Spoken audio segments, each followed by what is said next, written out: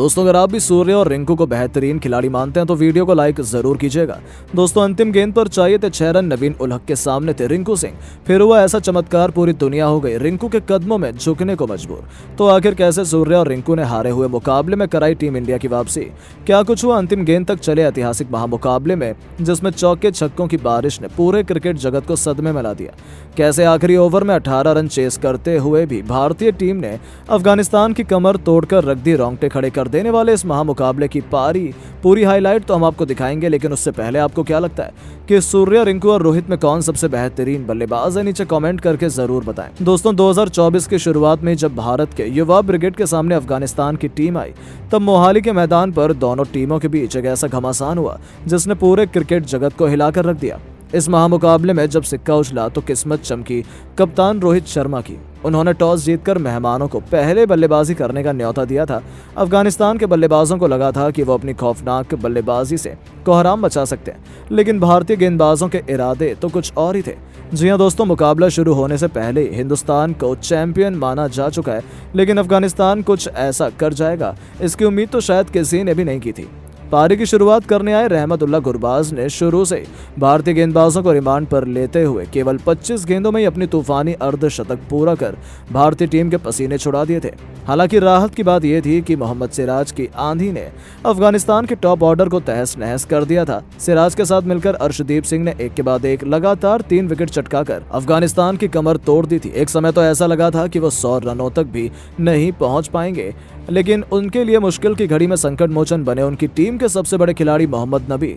इस दिग्गज खिलाड़ी ने अपनी टीम को संभालने की जिम्मेदारी अपने कंधों पर उठाई और टीम इंडिया के गेंदबाजों की धज्जियां उड़ानी शुरू कर दी। कुलदीप से लेकर सिराज, अर्शदीप सभी की जमकर पिटाई करते हुए नबी ने भी केवल 30 गेंदों पर अपना अर्धशतक पूरा किया था। उसके बाद भी इस खिलाड़ी ने रुकना जरूरी नहीं समझा। दूसरी तरफ से उन्हें किसी का भी साथ नहीं मिला, लेकिन अंत तक नाबाद रहते हुए उन्होंने 40 गेंदों पर 71 रनों की तूफानी पारी खेली, जिसमें 8 खौफनाक छक्के शुमार थे। इसके दम पर उन्होंने अफगानिस्तान की पारी को 20 ओवरों में 190 रनों तक पहुंचा दिया था। जी हां दोस्तों, मुकाबले में बहुत आगे लग रही टीम इंडिया अचानक से पिछड़ चुकी थी। भारत के लिए सर्वाधिक विकेट मोहम्मद सिराज ने हासिल किए। उन्होंने 4 बल्लेबाजों का शिकार किया। अब भारतीय टीम के स्टार बल्लेबाजों पर इस लक्ष्य को जल्द से जल्द हासिल कर अपनी टीम को जीत दिलाने की अहम जिम्मेदारी थी। इन्हीं इरादों को सच करने के लिए रनों की ताबड़तोड़ बरसात करने शुभमन गिल के साथ कप्तान रोहित की जोड़ी मैदान में उतरी। ये दोनों कमाल के फॉर्म में चल रहे थे और पहले ओवर से ही इन्होंने इसका नजारा पूरी दुनिया को दिखाना शुरू कर दिया। आपको बता दें, जहां एक तरफ हिटमैन ने आते ही पहली गेंद पर तूफानी छक्का बटोरकर अपना खाता खोला था, तो गिल ने भी शानदार कवर ड्राइव चौका जड़कर अपनी पारी की शुरुआत की थी। इन दोनों का बल्ला पावर प्ले में जमकर गरजा। 6 ओवरों का बखूबी फायदा उठाते हुए उन्होंने अपनी टीम को 62 रनों तक पहुंचा दिया था। जीत की नींव बिछा दी गई थी।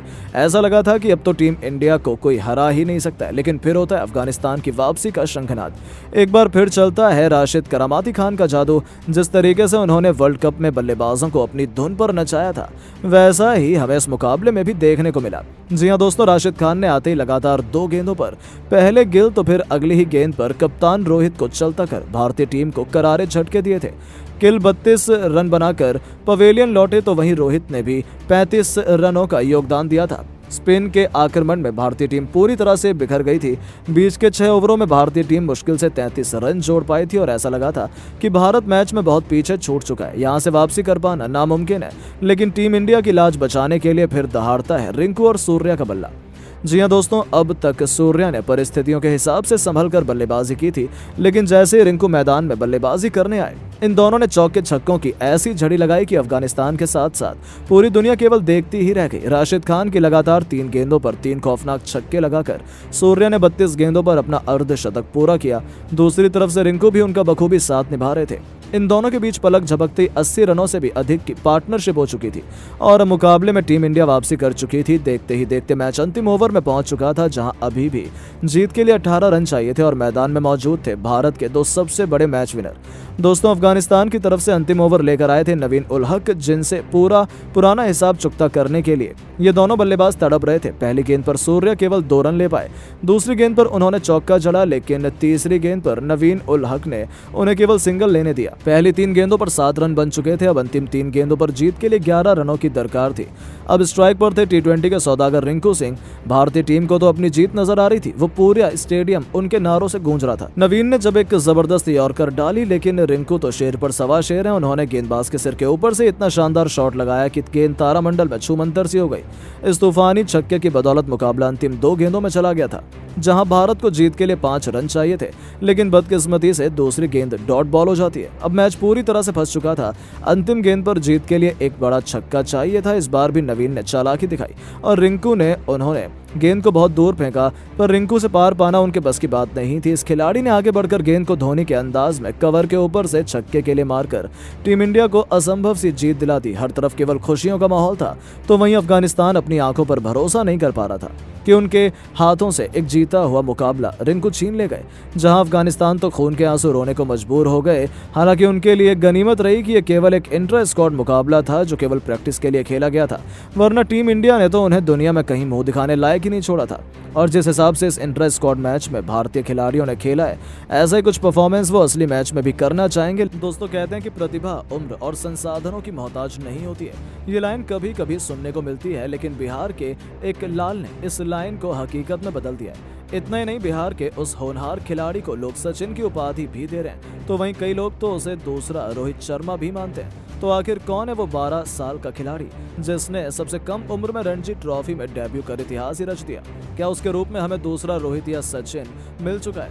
क्या है उस खिलाड़ी का नाम? क्या है उसमें इतनी खास खूबी? सब कुछ हम आपको अपनी इस वीडियो में दिखाएंगे, लेकिन उससे पहले आपको क्या लगता है कि विराट कोहली और सचिन तेंदुलकर में से कौन है महान बल्लेबाज? अपनी राय नीचे कमेंट बॉक्स में जरूर दें। दोस्तों, आईपीएल के आने के बाद देश में कई युवा खिलाड़ियों का बोलबाला देखने को मिला है, लेकिन अब तो घरेलू क्रिकेट से एक ऐसा खिलाड़ी निकल कर आया है जिसने न केवल 1 साल में ही 49 शतक लगाकर पूरी दुनिया में हड़कंप मचा कर रख दिया, बल्कि अब तो वो खिलाड़ी 12 साल की उम्र में ही रणजी ट्रॉफी का डेब्यू भी कर चुका है। जी हाँ, हम बात कर रहे हैं 12 साल के क्रिकेटर की, जिनका नाम वैभव सूर्यवंशी है। आपको बता दें, रणजी ट्रॉफी के नए सीजन की शुरुआत हो गई है। भारतीय क्रिकेट के कई दिग्गज मैदान पर उतरे हैं। इसी बीच बिहार के वैभव सूर्यवंशी को लेकर चर्चा हो रही है। 12 साल की उम्र में वैभव को फर्स्ट क्लास डेब्यू कैप मिल गई। बिहार की टीम पटना में मुंबई के खिलाफ रणजी ट्रॉफी का ग्रुप बी मैच खेलने उतरी। इसी मैच से वैभव ने रणजी ट्रॉफी में डेब्यू किया। जिस उम्र में बच्चे गली मोहल्ले में रबर या टेनिस की गेंद से खेलते हैं, उस उम्र में वैभव सूर्यवंशी ने इतिहास रच दिया। वैभव सूर्यवंशी ने सचिन तेंदुलकर जैसे महान खिलाड़ी को भी पीछे छोड़ते हुए 12 साल की उम्र में अपने रणजी क्रिकेट करियर की शुरुआत कर दी। वैभव सबसे कम उम्र में प्रथम श्रेणी करियर शुरू करने वाले भारत के इतिहास के सिर्फ चौथे क्रिकेटर बन गए हैं। वैभव को बिहार का सचिन तेंदुलकर बताया जा रहा है। बता दें कि फर्स्ट क्लास डेब्यू के वक्त सचिन तेंदुलकर की उम्र 15 साल और 232 दिन थी। हालांकि वैभव की असली उम्र को लेकर थोड़ा विवाद है।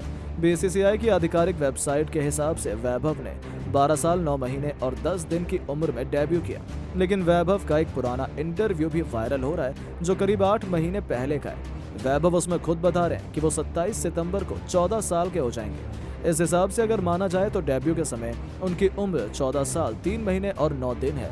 हालांकि अब तक इसकी पुष्टि नहीं हो पाई है। आपको बता दें, वैभव सूर्यवंशी बाएं हाथ के ओपनर हैं, जिनका ताल्लुक बिहार के समस्तीपुर जिले से है। उनके पिता एक गरीब किसान हैं और अपने पिता के सपने को साकार करने के लिए ही वैभव ने महज 6 साल की उम्र से ही बल्ला थाम लिया था और 7 साल में एक क्रिकेट एकेडमी ज्वाइन कर ली। वो भारत के अंडर 19 बी टीम का हिस्सा रहे और तब 5 मैचों में 177 रन बनाए। वैभव ने वीनू मांकड़ ट्रॉफी से पिछले सीजन में 5 मैचों में 293 रन बनाए। वो अंडर 19 टीम के कूच बिहार ट्रॉफी मुकाबले भी खेले हैं। वैभव सूर्यवंशी ने बिहार के लिए Cooch Behar under 19 trophy career का आगाज इसी साल किया और इसी एक मुकाबले में झारखंड के खिलाफ वैभव ने सिर्फ 128 गेंदों पर 151 रन की पारी खेल राज्य चयनकर्ताओं का ध्यान अपनी ओर खींचा। मैच में वैभव ने 22 चौके और 3 छक्के जड़े। इसी मैच की दूसरी पारी में उन्होंने 76 रन बनाए। उसके बाद उन्होंने 4 देशों के चतुष्कोणीय टूर्नामेंट में 53, 74, 0 और 41 का स्कोर किया था। टूर्नामेंट में इंग्लैंड अंडर 19 और बांग्लादेश अंडर 19 की टीमें भी शामिल थी, जहां इंग्लैंड के खिलाफ अर्धशतक जड़कर उन्होंने अपनी प्रतिभा को लोहा देश विदेश तक पहुंचाना शुरू कर दिया। बता दें वैभव को बचपन से क्रिकेट से काफी लगाव है। वैभव सूर्यवंशी से 6 साल की उम्र में हाथ में बल्ला थमा लिया था। उसके बाद से लगातार वैभव सूर्यवंशी क्रिकेट में आगे बढ़ते जा रहे हैं। इससे पहले चैलेंजर ट्रॉफी के पिछले सीजन में इस खिलाड़ी ने 13 शतक लगाकर सुर्खियां बटोरी थी। यानी कि दोस्तों बिहार से आने वाले मुकेश कुमार के बाद अब वैभव सूर्यवंशी भी जल्दी टीम इंडिया का दरवाजा खटखटा सकते हैं। भारत के कप्तान रोहित शर्मा की तरह ही वैभव भी एक सलामी बल्लेबाज हैं और उन्हीं के अंदाज में ताबड़तोड़ बल्लेबाजी भी करते हैं। अब देखना होगा कि देश का यह होनहार खिलाड़ी क्या रोहित शर्मा की तरह अपनी पहचान बना पाता है या नहीं।